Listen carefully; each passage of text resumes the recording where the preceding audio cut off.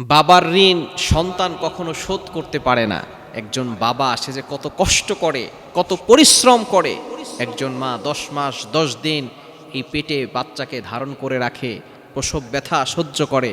কিন্তু একজন বাবা যখন সে দুনিয়াতে আসে তারপরের থেকে সেই সন্তানের দায়িত্ব বাবা নেন। একজন বাবা কতটা পরিশ্রম করেন, সন্তানের জন্য ভালো ভালো পোশাক কিনে দেন, কিন্তু নিজে ছিঁড়া জামা গায়ে দেন। ঈদের সময় আসলেও দেখা যায় অনেক সময় সন্তানের মনকে খুশি করার জন্য সন্তানকে নতুন জামা কিনে দিয়ে নিজের ছিঁড়া জামা গায়ে দিয়ে ঈদগাহে যায়। এরকম হাজারো বাবা আছে যারা সন্তানের কাছে গুরুত্ব পায় না।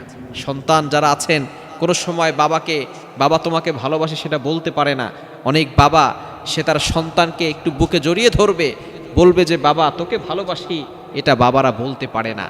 কিন্তু আমাদেরকে অবশ্যই বাবাকে রেসপেক্ট করতে হবে, সম্মান করতে হবে, তাদেরকেও ভালোবাসতে হবে। তাদেরকে মাঝে মধ্যে হাদিয়া দিবেন, উপহার দিবেন, উপঢৌকন দিবেন, যতটুকু পারেন তাদের খেদমত করার চেষ্টা করবেন। তারা হচ্ছে শ্রদ্ধার জায়গা থেকে তাদেরকে ভালোবাসবেন, তাদেরকে শ্রদ্ধা করবেন।